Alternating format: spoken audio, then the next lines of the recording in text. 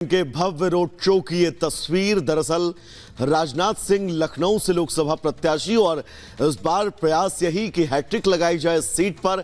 Safe seat हमेशा से BJP के लिए रही है और अब इस लड़ाई को ब्रजेश पाठक भी पूरी तरह से आपने सुना एक तरफा कहते हुए नजर आए। और अब ये तस्वीर उस भव्य रोड शो की जिस रोड शो के बाद वो अपना नॉमिनेशन फाइल करने वाले हैं। बीजेपी के मिशन 400 और इस मिशन 400 को कैसे उत्तर प्रदेश से मजबूती दी जाए, इन तमाम सवालों को ध्यान में रखते हुए बीजेपी ने लगभग सभी कैंडिडेटों को लेकर बहुत ही ज्यादा विचार विमर्श किए। राजनाथ सिंह को लखनऊ से एक बार फिर से चुनावी मैदान में उतारा गया और आज राजनाथ सिंह अपना नॉमिनेशन फाइल करने के लिए कलेक्ट्रेट की तरफ इस रोड शो के जरिए आगे बढ़ते हुए लखनऊ के विकास रथ पर सवार राजनाथ सिंह। और ये तय है सलोनी, न सिर्फ लखनऊ बल्कि आसपास की तमाम सीटों पर आज इस रोड शो का राजनाथ सिंह के कैंडिडेट होने का फर्क पड़ेगा। बिल्कुल, तस्वीरें अपने आप में खास है और जो भीड़ यहाँ उमड़ी हुई है वो तस्वीरों में बता रही है कि किस तरह का समर्थन अभी यहाँ पर दिखाई दे रहा है, क्योंकि राजनाथ सिंह पहुंचे हैं, योगी आदित्यनाथ हैं, बड़े चेहरे तो हैं ही लेकिन कार्यकर्ताओं का साथ और मजबूती दे रहा है। यहाँ पर दो तस्वीरें हम दिखा रहे हैं श्वेता। बिल्कुल सलोनी, देखिए एक तरफ लखनऊ की तस्वीरें राजनाथ सिंह की हम दिखा रहे हैं जहां भव्य रोड शो हो रहा है, दूसरी तरफ आप देख रहे हैं अमेठी में आज स्मृति ईरानी भी अपना नामांकन करेंगे और कार्यकर्ता कैसे शंखनाद कर रहे हैं, शंख बजाते हुए। यानी दो भव्य तस्वीरें दिग्गजों के नॉमिनेशन की। राघवेंद्र हमारे साथ सीधे इस वक्त जुड़े हुए हैं। राघवेंद्र, ये कहें आज बड़ा दिन है, एक बड़ा संदेश एक बार फिर बीजेपी देगी कि कैसे 400 पार का वो नारा बुलंद कर रहे हैं दिग्गजों के नॉमिनेशन के साथ। देखिए, एक राजनीतिक कार्यकर्ता को क्या चाहिए, जोश के अलावा क्या चाहिए? आज वही जोश भारतीय जनता पार्टी कार्यकर्ताओं में दिख रहा है, सामने देखा जा सकता है। आप देख सकते हैं कि क्या माहौल है, कार्यकर्ताओं के अंदर उत्साह है अपने नेता को लेकर के। स्मृति ईरानी आज नामांकन दाखिल करने जाने वाली हैं। मोहन यादव मध्य प्रदेश के मुख्यमंत्री उनके साथ रहेंगे और तमाम वरिष्ठ नेता जो हैं वह भी मौजूद रहेंगे। देखिए किस तरह से शंखनाद हो रहा है। भारतीय जनता पार्टी की जो उम्मीदवार हैं स्मृति ईरानी, उनके नाम का शंखनाद यहाँ पर पंडित जी लोग कर रहे हैं। लगातार पूजा पाठ का माहौल है। सबसे पहले स्मृति ईरानी अपने घर में पूजा पाठ करती हैं और फिर भारतीय जनता पार्टी के कार्यालय पर आती हैं। देखिए किस तरह से कार्यालय के सामने जो माहौल है, नाच गाने का माहौल है। इस समय यहाँ पर ढोल और नगाड़े भी बज रहे हैं। युवा जो कार्यकर्ता जो सपोर्टर हैं वह नृत्य कर रहे हैं।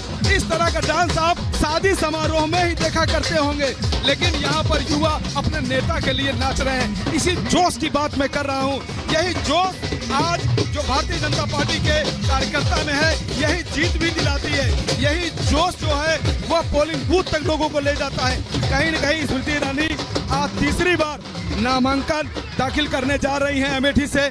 2014 में स्मृति ईरानी हार गई थी, लेकिन 19 में उन्होंने राहुल गांधी को हरा दिया था। अब एक बार फिर से 2024 में वह मैदान में उतरी है और अभी तक जो विपक्ष का जो कैंडिडेट है, चाहे वो अमेठी की बात करें रायबरेली से, वह लापता है, अभी तक घोषित नहीं हुआ है और अकेले स्मृति ईरानी चुनौती दे रही हैं। और नामांकन जब हो जाएगा तो यह लड़ाई और तेज हो जाएगी।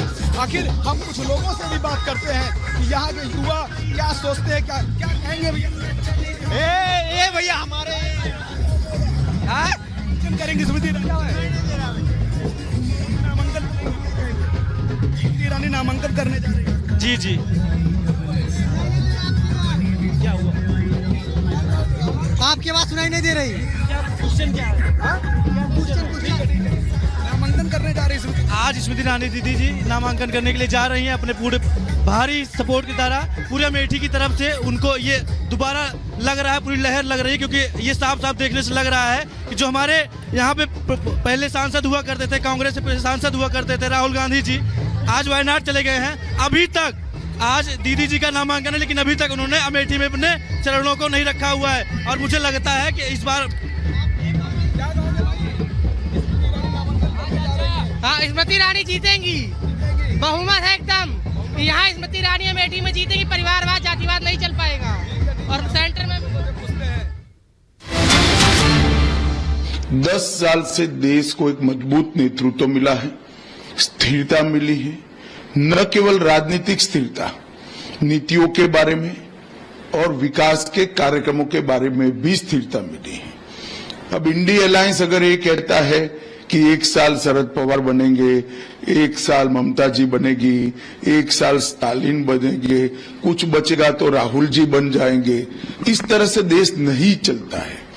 मैं देश की जनता को मनपूर्वक अपील करना चाहता हूं कि अगर कोई संभावना है ही नहीं, मगर अगर इंडिया अलायंस को बहुमत मिलता है तो देश की जनता ये जरूर सोचे इसका प्रधानमंत्री कौन बनेगा। एक एक साल में प्रधानमंत्री ये कोई परचूरन की दुकान नहीं है जिसको अपनी हिस्सेदारी के हिसाब से चलाया जा सके। ये देश है, ये देश को दुनिया का नेतृत्व करना है, इसका नीति निर्धारण, इसका विकास, इसकी सुरक्षा की परिस्थिति, इसके अर्थतंत्र का विकास एक लंबे समय तक एक नीति के साथ सातत्यपूर्ण तरीके से चलना चाहिए और केवल नरेंद्र मोदी जी के नेतृत्व में एनडीए और विशेषकर भारतीय जनता पार्टी ही ये कर सकती है। 10 साल तक पूर्ण बहुमत की सरकार देश की जनता ने भारतीय जनता पार्टी और एनडीए को दी, मोदी जी को प्रधानमंत्री बनाया, इसके फल हमने देखे हैं। देश सुरक्षित हुआ है, समृद्ध हुआ है, नीति निर्धारण लोकाभिमुख और स्पष्ट हुआ है और दुनिया भर में देश का सम्मान बढ़ा है। मुझे पूरा विश्वास है 130 करोड़ की हमारी जनता तीसरी बार प्रधानमंत्री जी को मैंडेट देगी और बड़े बहुमत के साथ 2 बार जो मैंडेट दिया है इससे भी बढ़ चढ़कर बड़ी बहुमत देकर हमें जिताएगी।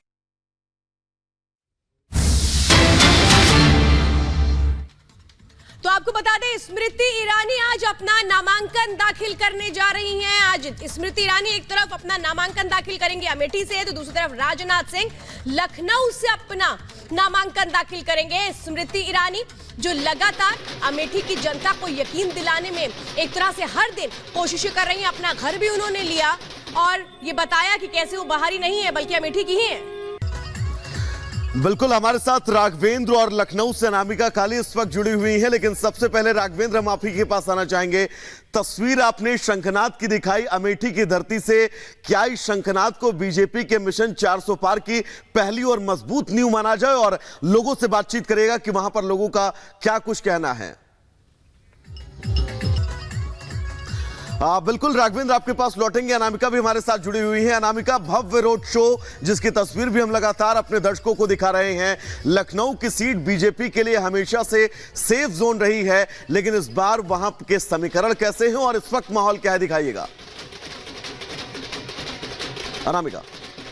देखिए, बिल्कुल ठीक कहा आपने, लखनऊ की सीट बीजेपी के लिए पारंपरिक सीट रही है। अटल बिहारी वाजपेयी से लेकर लालजी टंडन से लेकर राजनाथ सिंह इस लीगेसी को लेकर के आगे बढ़ रहे हैं। राजनाथ सिंह जो कि देश के रक्षा मंत्री हैं, अब वो इस सीट से तीसरी बार नामांकन भर रहे हैं और मैं उन्हीं सड़कों से होकर गुजर रही हूँ, हजरतगंज की सड़कों से, जहाँ पर देख रहे हैं आपकी विशाल रोड शो राजनाथ सिंह का निकला हुआ है और इस पूरे के पूरे इलाके में आम लोगों के लिए रोड ब्लॉक कर दिया गया है, क्योंकि जहाँ तक आपकी नजर जाएगी आपको भगवा, जो एक तरीके से भगवा झंडे, बीजेपी का कमल का फूल, साथ ही साथ नारों से गूंज रहा है, ये पूरा का पूरा रास्ता दिखाई देगा। आप लोग कहाँ से आए हैं? जी, हम लोग यहीं लखनऊ के हैं, कैंट इलाके के रहने वाले हैं। राजनाथ सिंह तीसरी बार चुनावी मैदान में है, कितना आरामदायक जीत होगा इस बार उनका? अब आप खुद ही देख लीजिए, अंदाजा लगा लीजिए उनके नामांकन कार्यक्रम में कितने लोग जो हैं, कितने हर्षोल्लास, एक त्योहार की तरह नामांकन उनका कराया जा रहा है। समाजवादी पार्टी की ओर से प्रत्याशी उतारे गए हैं, यहाँ पर बीएसपी की ओर से भी उतारे गए हैं। लगता है इस बार चुनौती बढ़ जाएगी राजनाथ सिंह के सामने। देखिए, राजनाथ जी की वो छवि है कि उनके आगे वो सब फीके हैं। अच्छा, जी, काम हुआ है लखनऊ में? लखनऊ में बहुत काम हुआ है। 2014 से पहले आप देख लीजिए कितना जाम में हम लोग परेशान रहते थे, चाहे वो मेडिकल कॉलेज वाला पुल हो, नक्खास वाला हो, या फिर जो है Naka Hindola, outer ring road. Rajnath ji ने तो हम लोगों को बहुत, यहाँ लखनऊ में बहुत काम किया है। कुछ रोजगार को लेकर विपक्ष सवाल खड़े कर रहा है और कह रहा है कि रोजगार को लेकर काम नहीं हो रहा, बेरोजगारी को लेकर काम नहीं हो रहा। नहीं, बेरोजगारी तो नहीं है किसी प्रकार की, अभी रोजगार के लिए काम हो रहा है। अभी मांडी जी ने कम से कम 50,000 लोगों को नौकरी दी है। अभी रोजगार मेला लगा था जिसमें कि नहीं 35,000 लगभग जो है लोगों को। छोटी गाड़ी कैसे अरेंज कर ली आप लोगों ने रोड शो में? देखिए, ये हम लोगों का अपना व्यक्तिगत, उनका स्नेह, उनका प्यार इतना है हम लोगों के लिए, हम लोगों के अंदर भी उनके लिए इतना प्यार है कि हम लोग अपने उससे जो है पूरी तरीके से सब कुछ जो है करना। मुस्लिम बिल्कुल देंगे, देखेंगे मुसलमान भी देखिए, क्योंकि सरकार जो है जो भी योजना लाई उसमें किसी तरीके का कोई पक्षपात नहीं किया, कोई धार्मिक